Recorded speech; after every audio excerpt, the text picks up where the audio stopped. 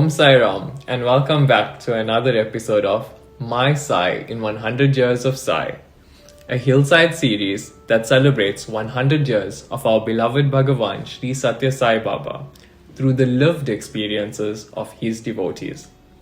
Each episode brings forward a story of love, transformation, and the subtle ways Swami guides every step of our journey. Today, we explore a theme that touches each one of us. Sai at the office. Work is worship. How do we take Swami from the ashram to the workplace, from prayer to profession, and truly live that principle that duty is God, work is worship? Joining us today is Sr Theresa Maniram, a dedicated member of our Hillside Sai family, who has served quietly yet profoundly. From coordinating Swami's birthday celebrations and community eye clinics, to organizing excursions for Balvika's children and leading the Santa Shoebox project for the underprivileged, she has exemplified selfless service in action.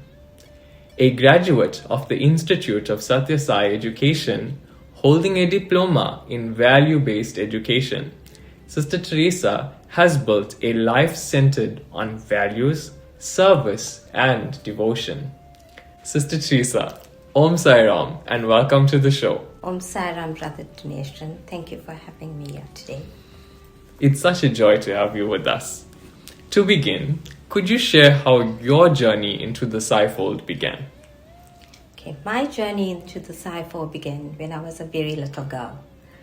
My parents had joined the Sai service when my neighbors used to have the service at their home, and our entire family attended that service. And it went on for a few years, and eventually the service ended up being held at our house. And on every Thursday afternoons, people from all around used to come to the service, and there was Uncle Peru that used to come and conduct the service from Parasati Temple. And it went on for years and years, and then the service all moved to Parasati Temple, and we used to attend those services there. And eventually I got married and I stopped going to service because I didn't marry into a Sai family. I think it was maybe a year or so that I didn't attend service. And one evening, lo and behold, Swami came into my dream. And this dream it took place at my mom's house. And we were all standing in then what we used to call a veranda. We were standing there, and Swami was going past in his chariot. And so I quickly called Mom and Dad. I said, you know what, you'll need to come quickly now because Swami is going past. And he's not going to call me because I don't go to service. So you guys need to come. He's going to call you guys. And we all stood there, and Swami in his chariot stood and called me. I said, me, Swami? He said, yes. And all I know, I just ran up and I was awake. And you know, they say when Swami comes into a dream, it's not actually a dream. And when I did mention the dream to my husband, I said, I think, you know what, it's a way of saying, you know what, you need to come back to me now. And well, ever since then, I'm back at service, joining Hillside Sai Center, and never turned back. Maybe we can think of it as Swami just gave you a little short break just to ease into married life before he got you back to I his suppose work. so. And he knows, the first year of marriage is a difficult one. It's an adjustment. It's a big adjustment. Swami often says, when the time is ripe and the heart is ready, I draw you unto me. Absolutely. So your journey reminds us that no one finds Swami by accident. He finds us, and he gives us he gives our life a deeper purpose. Now, your work life has always been busy, yet deeply values driven. How do you balance your professional responsibilities with Swami's spiritual principles? The spiritual principles are something that you will take in every way of your life, in every aspect of your life. And that spiritual principles we take into our workplace as well. And for me, you never compromise your spiritual. Even if it means doing something against that and you're going to go upward mobility, you don't do that. You always stick to your values and your principles, and that's never compromise. That's inspiring. And Swami once said, spirituality does not mean renouncing your duty. It means performing your duty with love, humility, and detachment. So, wise words. When we see our work as service to God, even the most mundane tasks become sacred. Have you ever faced a moment where following Swami's teachings went against your workplace norms or pressures? And how did you respond? Okay. Being in a school environment and being in South Africa, our schools are generally Christian-based. So it's Christian prayers and everything done in that route. But in 2005, when I did the diploma in human values, and I went to the Sathya Sai school to do my teaching practice. And when I went there, I was just thrown back, amazed about the way the children came in. They came in, they went into the mandir, they sat, they meditated in the morning, and I'm thinking, wow, what are they doing right and we are not at school? So, and then in the mornings before they started anything, they went into silent sitting. And in the classroom, there was a board with all religions there. And this really, I was really taken aback with this. So I said, you know what, in my head, when I get back to school, this is what I'm going to do. And keeping in mind now, this is a Christian-based school. So when I went, like any law-abiding teacher, you have to put these things through your principal. So I did speak to my principal, and she said, Therese, I'm not sure. I'm liking your ideas, but I'm not sure how the parents are going to take this. But I said, you know what, give me a chance. Let me try this, and let's see where it leads. So I went into my classroom, and I spoke to the children, and I said, right, we're going to try something new. And children are very good at that. They like new things all the time. So I took them on the silent sitting journey early in the morning. And so it was for a few minutes. And I said, now every day we're going to go a little more, a minute a day. And let's see by the end of the month if we can do 5 minutes of this. So that was a challenge, and they were up for this challenge. And I did this, and it worked in terms of discipline. You could see the difference in the children, the calmness when you started your lesson. And then I spoke to other teachers about it, and a few of them also started that. And we did the silent sitting, and I also told them, sometimes at home when you get angry and you want to say these nasty things to whoever you're angry at, just go into your silence. Close your eyes and go into the silence. And, the best part is when one child came and told me one day, he said, miss, I was so angry with my brother, but I remembered what you said. So I went into my silence and I forgot about being angry with him, and I didn't fight. So it's working. And then I started having this board, and I said, right, we have different religions in this class, so you bring a photograph of the person that you pray to. So the children brought that, and it was in front of my board, and I had the love all, serve all of those things. And then I started with the prayer. I said, right, each of us are going to have a turn to do a prayer, and you pray in whatever religion you believe in. And that's how it is. Every day, everybody had a turn. And for me, I found the respect with each other, the children as well, improved, because they began to understand. We began to talk about the prayer. Why are you praying like this? And talking about the religion in between lessons, of course. And I found that the respect was there. But I did have some parents saying, how can we do this? We are not Hindus. I said, no, it's not an Hindu thing. It's encompassing all the religion. I said, give me a chance again. And there were many parents writing to the letters saying they shouldn't be doing this and so on. But I think eventually they did see the improvement in their children. Children respected each other even more.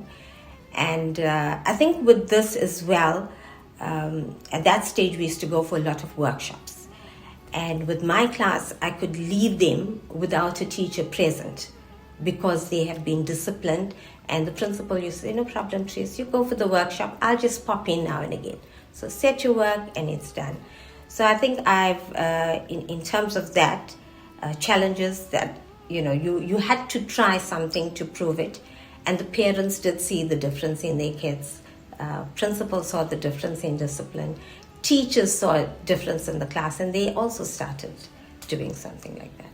Okay, I think that listening to you as someone that went to public school as well, I think silent sitting could have definitely helped me, because I was one of those children who waited for the teacher to go out before I could start talking. Oh. So definitely. I think also the challenges you're faced with the parents is also because I think as individuals, we find that we criticize things when we don't know. Absolutely. When we know, we have a better understanding. We can speak better on it and understand better. Absolutely. And children are different. They tease each other about things. But as soon as they understand why, that stops. Yes. Absolutely. And Swami reminds us, always speak the truth, but speak it with love. In your view, how can we make our daily work an offering to God? I think with us, everything that we do, we should put it at Swami's feet first. And daily work, being in the teaching profession, for me, the highest form of seva is teaching. And teachers make a very big impact on kids. And therefore, we should follow everything of Swami's teachings so we can resonate and the children can learn from us, and follow our kind of things. So those human values, very, very important to actually put them into practice. And like I said, in our secular schools, we don't have that. So for me, you have to include those human values in your teaching. Simple examples, when we did the course, you had to include that. You had to show with your circular education, how do you relate that to a human value? A simple example I would take is teaching maths. Like teaching, we'll say, triangles, right? You get different types of triangles in maths. You get your isosceles triangles, your acute right angle, and so on.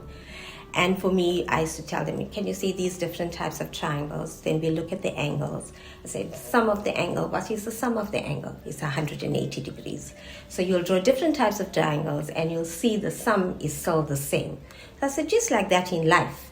You get different types of people. You get different, people from different walks of life. But they're still humans. And that is how we need to treat everybody, with love, humility, kindness.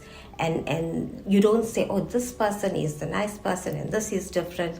We must actually treat them. Again, with triangles, again, with technology. 3 points of a triangle, you're doing triangulation. Triangulation makes things stronger. So therefore, we need to work together. I used to even tell our parents that. I said, the teacher, the child, and the parent. We all need to work together. So you have a strong foundation. Nobody can break that. When you have a triangulation in any building, it strengthens it. So I said, if you all work together, 3 of us work together, the foundation for your child will be absolutely strong. So that's how I get it in there. I definitely must start. I wish I was in your class for maths. Swami says beautifully, hands in society, head in the forest. That means while we are engaged in our worldly duties, our thoughts should rest in God. I think that balance is just like a triangle. It's the hallmark of spirituality. And Theresa, how do qualities like humility, truth, and patience play a role in your workplace interactions? I think those are very important values because we are dealing with kids. These kids come from different types of homes. Some of our children don't know where the next meal is coming from. And, you need to handle them with care. You need to handle them with love. And with me, I've always installed, you tell me the truth. And even simple things like, that if they can't afford something, you be truthful to me, I can help you. The same goes for the colleagues. We are working with different types of people at work.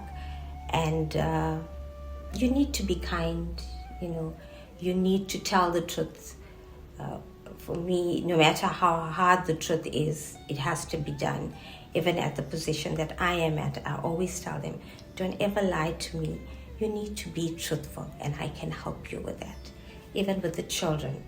And I think when they see you are kind and you always truthful, for me, lying is not an option. Whatever the case is, you're always truthful both with the children, with your colleagues. And I think that builds a very good relationship, working relationship, so they know they can come to you with anything. It was actually a quote, I think one of the youth that mentioned in one of the Human Values Walk reels, telling the truth and making someone cry is better than telling someone a lie and making them smile. Absolutely. Truth definitely earns our respect. Absolutely. Can you share an example where practicing love all, serve all transformed a work relationship? Absolutely, I can. One strikes out very clearly. When I recently got my promotion, the staff was used to a different type of leadership. And my type of leadership is totally different, where it's not authoritative. I'd like to give people to make decisions so they can be accountable to them. And also, I think it was, in terms of race, they were not used to. And so I think when I took on that leadership role, I did meet with some resistance, I won't lie. There was some resistance with some staff members. And but with me, I treated everybody the same, whether it was a member of the staff that was my friend. I mean, I've been teaching for so long, so obviously we've made strong friendships. Yes. But when it came to work, it was different. Personal and work was different. Professional, you always separate them. And I did meet resistance from a few of the staff, but I continued with my ways of being kind to them, and doing whatever we needed to do. They saw that whatever I did for one, I did the other. And I think just with actions, and then they soon realized, you know what, this is good. And they eventually joined, and I got all their help, 100% support thereafter. So you definitely exuded Swami's teachings without having to even mention him. Yes, absolutely. Being a Sai devotee. When love leads, everything changes. Swami reminds us the best way to love God is to love all and serve all. And sometimes the love speaks louder than any teaching. During a busy day, what role does prayer or remembrance of Swami play for you? Okay. For me, I have Swami in my office. He's there looking at me all the time.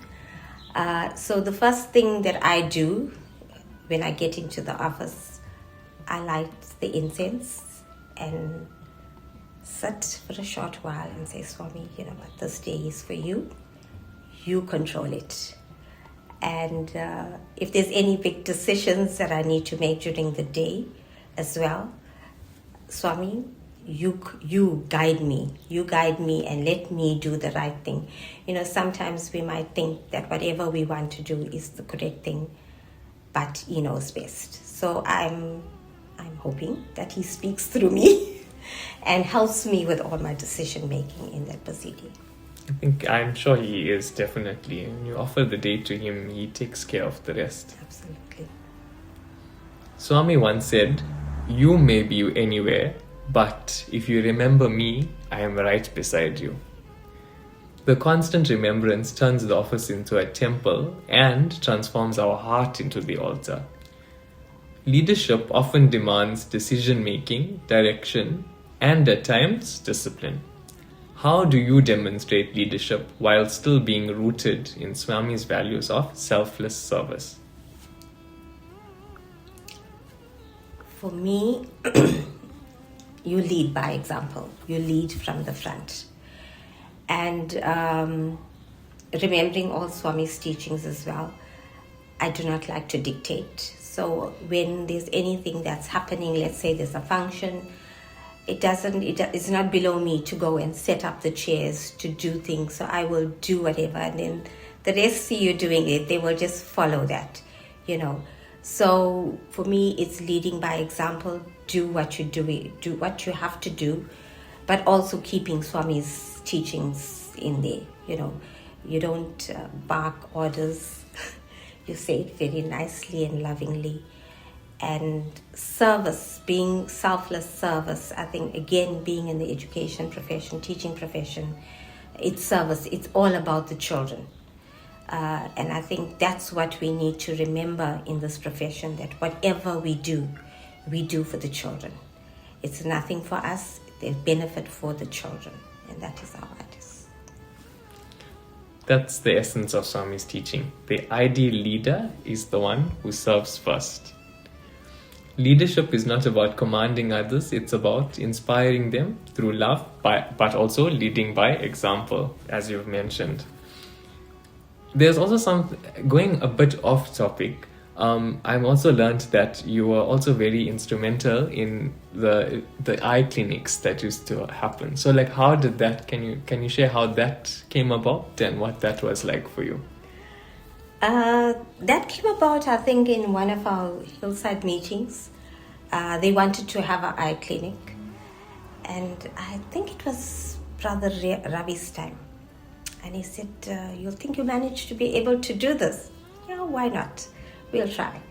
So we decided to do it locally with Brother Ravi from Budana Road and his wife, Auntie Radha. So 3 of us got together and we said, right, we need to do this eye clinic. And it was a lot of organization, but we needed to say who do we target, So we formulated a needs analysis. And we went door to door, road to road, interviewing people and seeing what they needed, whether they needed somebody, their eyes were bad and they couldn't afford, we had to determine all of that.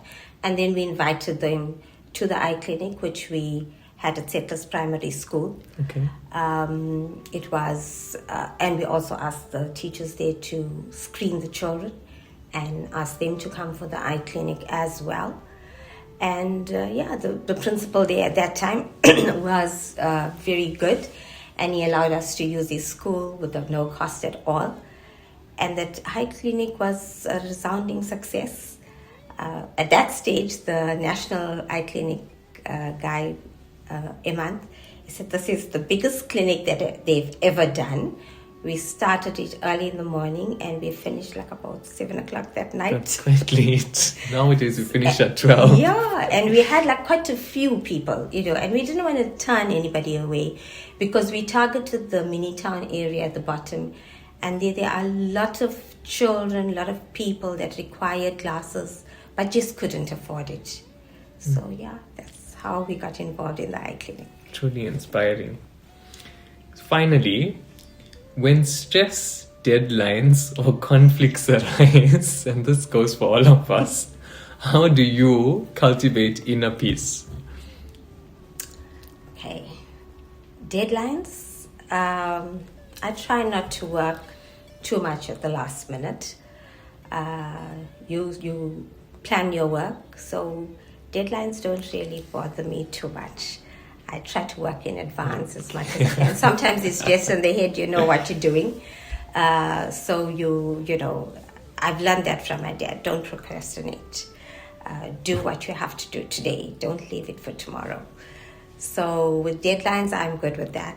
Stress, No, I don't. I don't stress. I don't stress. Because you're working in advance. I don't stress. I take it every day as it comes with its challenges. And for me, why stress? It's not going to help when you're stressing. So I do what I have to do, and if I can't do it on that day, tomorrow is just another day.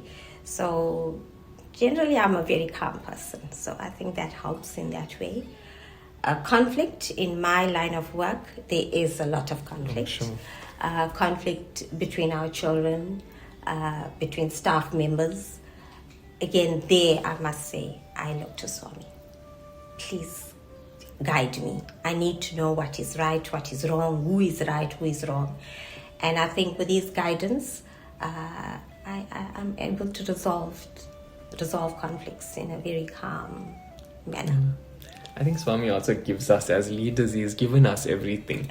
Everything is in writing, so we can always look back to him. But ultimately, Swami says, "Why fear when I am here?" Yes, absolutely. This is definitely needed for me, especially because I'm a procrastinator. Even when you tell me I'm going to be speaking on Thursday, I'll be writing my talk on Thursday. So this was helpful. Thank you for sharing your beautiful journey, but also reminding us that every desk can also be our altar, every duty an offering, and every action an act of love. But before we close, one last question. In your own words, how would you describe your Sai in 100 years of Sai?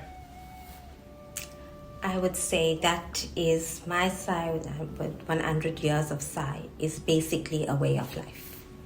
Everything that we do is Sai. And I think if we remember that with our interactions with anybody, taking his teachings into account, this world will definitely be a better place. And I am hoping in the next 100 years of Sai that the educare of the Sathya Sai organization makes some dent in getting the value-based education into our secular schools. I was very excited when I did the course in 2005, and they were talking about meeting with the Department of Education and putting this entire program into the education field. And I was really, really excited because in our circular education, we actually lack that. We lack the values, and those 5 human values are absolutely important for our children to be better citizens of South Africa. So I am hopefully I'm alive and well, to see that materialize, that our circular education is blended with the spiritual education. And I'm hoping that the powers that be that are in education field nationally, that will take this and pursue this. I know they did try to do it. I don't know what happened in between. They need to put this, and they need to include our values into our circular education. But as I said, my Sai, it's a way of life. Everything you do, everything you say should be Sai orientated. Absolutely. Thank you, Sr Theresa. Your life reminds us that true devotion is not in our words, but in action. Not in recognition, but in surrender to our beloved Swami. As Swami said, whatever work you do it as an offering to God. That is the secret of happiness. Absolutely. To all our viewers, may we carry Swami into our workplaces, our homes, and our hearts, transforming every act into worship. Until next time, keep living, loving, and serving as we continue celebrating My Sai in 100 Years of Sai. Jai Sai Ram.